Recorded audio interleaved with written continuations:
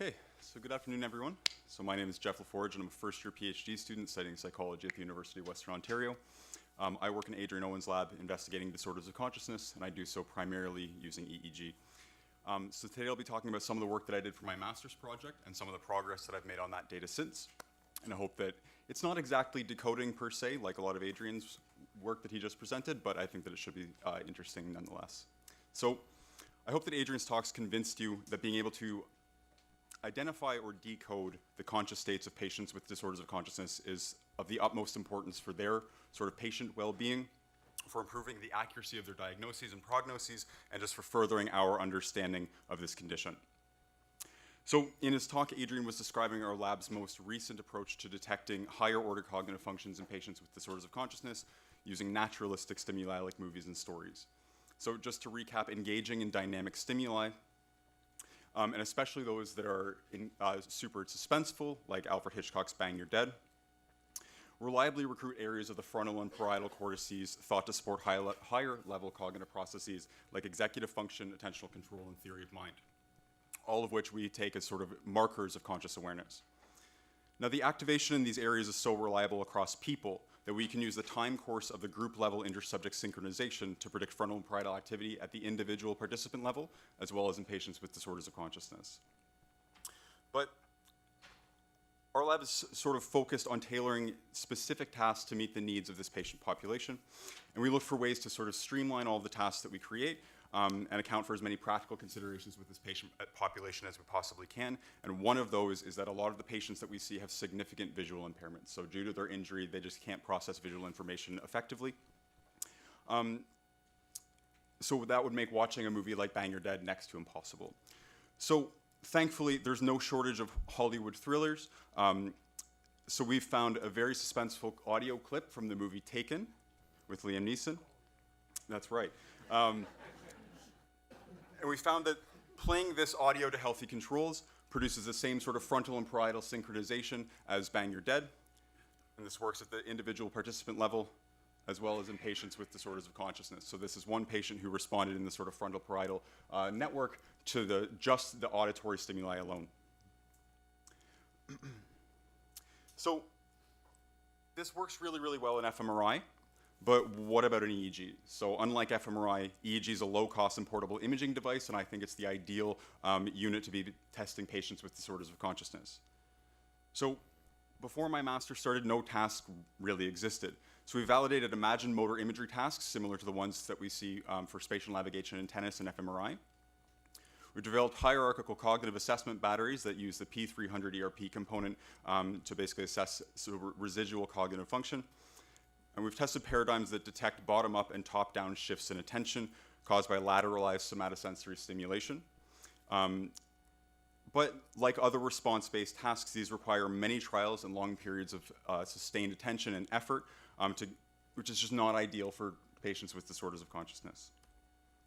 So for my master's project, I wanted to address some of the remaining challenges in EEG and fMRI research concerning disorders of consciousness. So on the one hand, we have these response-free paradigms in fMRI that have been validated across a handful of studies, but fMRI is very difficult to implement in this patient population. It sort of collapses over the temporal dimension of our naturalistic stimuli because it has a low spatial or temporal resolution. It's not available for many patients, and it's obviously very expensive, so this sort of rules out routine scanning of a lot of patients. So then on the other hand, we have EEG, which is a low-cost and portable imaging technology, as I said, that has fewer exclusion criteria than fMRI. But much of the research on disorders of consciousness, at least in our lab, has been largely event-related, which again sort of removes the interesting temporal dimension of naturalistic stimuli. There's a low spatial resolution, which kind of limits what we can say about the neural generators of the activity that we see at the scalp. And any components that we extract from EEG data may reflect the contribution of numerous cognitive and physiological processes that just serves to complicate things. So for my project, I tried to sort of bridge the gap between these movie paradigms and EEG, capitalizing on both the robust synchronization that we observe in fMRI during naturalistic stimulation and the rich temporal precision of EEG. So for my study, I had two main research questions. So first, can we use EEG to extract a common pattern of neural activity across healthy participants? So this would be similar to identifying the frontal and parietal networks in patients in healthy controls using fMRI. to identify any sort of periods of intersubject synchronization that come out in the taken audio. And then my second research question was, can we use this pattern of activity and any isolated periods of synchrony as a means of assessing awareness in patients with disorders of consciousness? So for this study, I tested 15 healthy controls and 9 patients with disorders of consciousness. The patient group included 1 patient with locked-in syndrome, so he is demonstrably aware. We know that he's aware, but he's fully paralyzed. 1 patient who is in a minimally conscious state, and the other 7 were in diagnosis being in a vegetative state. I acquired my data using a 129 electrode EGI electrode montage. And I used a short audio clip from the movie Taken, presented in both its intact and scrambled form. The scrambled version had been spectrally rotated, which makes the speech unintelligible, and this sort of served as a perceptual control condition in my study. In terms of pre-processing, since we're all EEG people, first we removed the channels at the base of the skull and around the neck, as well as on the face, to just get a cleaner neural signal. So we were left with 92 of the original 129 channels. We interpolated any channels whose variance was more than 2 standard deviations above the mean variance of all other channels. And we used ICA to remove ocular and muscle artifacts. But then we needed an analysis, so we needed a technique that could extract some commonality between our participants that didn't depend on any trials or averaging or any sort of hypothesis rather top-down input from us as researchers. And we ended up using what's called a correlated component analysis, and this was originally developed by Lucas Parr's group in New York. So correlated component analysis, or RCA, uses much of the same machinery as principal component analysis, but it differs in one key respect. So correlated component analysis extracts a spatial map and a time course of electrode activity that maximizes correlations in our data rather than variance. So how this works is we first have the EEG data from all of our participants. We then concatenate this in time to create a single group aggregate data set. We then apply the RCA to the data, and it extracts a linear combination of electrodes and electrode activity that maximizes the correlations in our data. And then we can back project the spatial weights of this correlated component into individual subject data and extract a time course of component activity for each participant. And then with this, we can calculate our global intersubject correlations, or this sort of global synchronization between healthy controls. So we do this by calculating all possible pairwise correlations between each participant's entire component time course. And we find the mean of all of these pairwise comparisons, which gives us a single correlation coefficient for each participant that reflects their level of synchronization with the entire group for the entire duration of the audio. But we can also take this a step further, and because EEG is a very fine temporal resolution, we can also calculate group-level intersubject synchronization over time. So we do this using a sliding window approach. So we have a 5-second sliding window width with 2 seconds of overlap, which gives us, or rather 3 seconds of overlap, which basically gives us a 2-second snapshot of the correlations at in each of the 2 seconds of the audio. We find the mean intersubject correlate, or the mean of all of the correlation coefficients at that time point, and that gives us our sort of a time course of our intersubject correlations. And then we can test the significance of the correlations at a given time point by creating a null distribution of phase-shifted correlation coefficients. We basically create a null distribution. We randomly sample from that null distribution 1,000 times, and we take the top 5% of that distribution to use as our threshold for statistical significance. So just on to some results. So when we apply the correlated component analysis to the data collected from our healthy control group, we get a component topography that looks like this. So you can see a sort of posterior parietal positivity and a large extensive sort of frontal negativity. And if we look to the right here, we see each participant's intersubject correlation to the rest of the group over the entire duration of the audio. But this doesn't really help unless we have sort of a control condition to compare it to. So when we played our scrambled audio, we get a component topography that looks something like that. So they're quite a bit different, and that difference is quantified using a scalar product or a dot product, which basically gives us a single value that quantifies the difference between the 2 component vectors. And a lower dot product value, something like negative 0.16, indicates a very low sort of spatial correspondence between our 2 components. But despite the difference between our components, there's no significant difference between the mean intersubject correlation in our groups. So that was a little bit surprising given how different the scrambled audio condition and component and time course looked from the intact condition. However, if we look at the mean correlation time course between each condition, we see a significant reduction in the number of 2-second time windows with significant intersubject synchronization between our intact and scrambled condition. So in dark blue there's the intersubject correlation time course. In green, that's the top 5% of our null distribution. And in teal, that's all of the significant periods of synchrony that we found for each condition. So for the healthy control group with the intact audio condition, we found that healthy participants are synchronized for about 22% of the audio versus only about 12.5% for the scrambled audio condition. So we're picking out something different between these audio conditions using this analysis. So if we go back to my first research question, so first, can EEG extract a common pattern of neural activity and compute time-resolved intersubject synchronization during a response-free movie task? So I'm going to say that yes, we have evidence that that can happen. So that leaves our second research question. So basically, does this work in patients? So that's the component topography from our patient group listening to the intact audio. All 9 patients were included in this analysis. We see that the component topography is not as different from the intact audio condition component as the scrambled condition, but it's still quite a bit different. So dot product value of 0.28 is still quite low. But interestingly, we found that the global intersubject synchronization was significantly higher for patients than healthy controls. That was a sort of a surprising result of this study. But again, if we look at the mean correlation time course, we get a completely different story. So again, we had 22% of the time individual subjects were significantly synchronized to each other. But for patients, we found it was only about 4%. So a significant drop in the number of 2-second time windows where patients were significantly correlated to each other. So that's a little bit more in line with what I would expect. So at the group level, patients are more similar to each other perhaps than healthy controls, but this doesn't really correspond into any more significant periods of synchrony throughout the narrative. And then lastly, one of the goals of this project was to see whether we could use this analysis to analyze individual patient to group synchronization. So to accomplish this, I added the EEG data from a single patient individually into the healthy control group. I reran the correlated component analysis and calculated the sort of patient to group global synchronization for each patient. And I also did this in a time-resolved fashion, and I did this with 3 of the 9 patients that were in my study. So first for patient 3, who was diagnosed with locked-in syndrome, so we know, again, definitively that he's aware. He has a CRS score. That's the behavioral measure that we use to quantify behavioral responsivity in patients with disorders of consciousness. And his CRS was 15, which is quite high.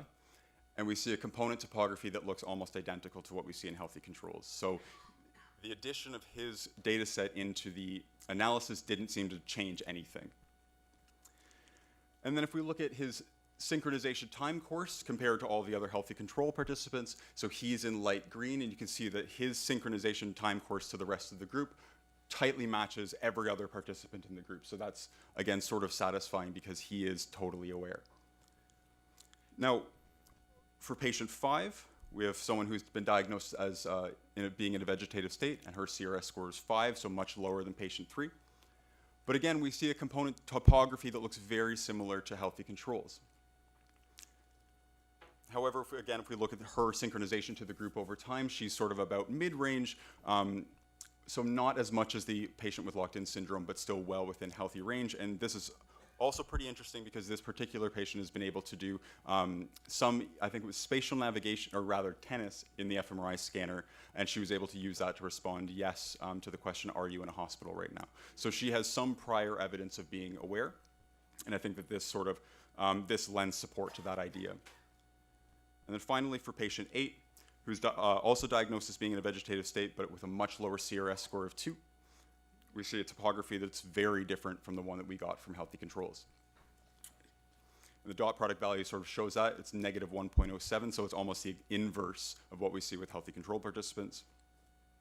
But interestingly, we also see that his synchronization time course to the rest of the group is very, very high. So he seems to dominate the sort of synchrony on this component. So the addition of his data to the group level analysis threw everything out of whack, which to me suggests that there's just something fundamentally different going on here. So we have synchronization on this component from all other healthy controls, but it's not a component that's very well represented by the rest of the participant group. Otherwise, it would have come out earlier in the analysis. And then we can sort of binarize the number of significant windows that we see for each patient rather. So for patient 3, we found that he was significantly synchronized to the rest of the group for about 40% of the audio. Patient 5 for about 16% of the audio. And then patient 8 was significantly synchronized for nearly 30%, but again, on a component that's unique to this contrast, and a component that we didn't see in either of the 2 patient contrasts or our healthy control group alone. And this brings us to our second research question of the study again. So can we use RCA to assess whether patients with disorders of consciousness are synchronized to healthy control groups in any meaningful way? And I'm going to say maybe. So we have early evidence that this might be a useful clinical tool. So it's a first step towards getting at this idea of intersubject synchronization using EEG in this patient population. But now to address sort of the question of the day and the focus of this workshop. So what do these components actually reflect? So right now I've shown you topographies and time courses, but no real link to what cognitive processes there might be sort of underlying these components. So the group that developed the RCA suggested the top component that they found in their movie data, which is very similar spatially to the one that we found in ours, reflects stimulus engagement. And they've shown that this component's characteristics are modulated by things like shifts in attention, flipping the audio or video around so that it doesn't make any more sense, or just providing something that's really boring to listen to or watch. So we don't have any of those extra conditions, so I can't say for sure that our components reflect engagement per se, but I think I can point to a few things that it's likely not.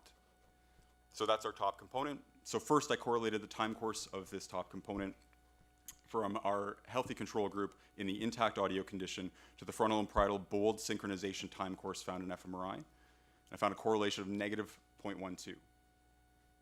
So it's not significant, but it's also not nothing. So it is interesting that it's negative. I can't really explain that, but I can say that it's not really surprising that the correlations between the two aren't significant because their fMRI and EEG are measuring 2 very different neural signals and at very different time scales.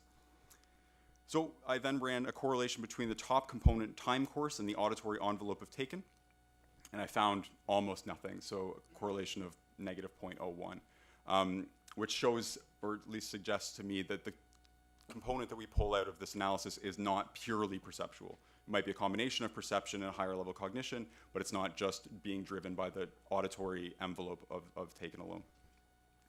So I went one step further and looked at this component in source space.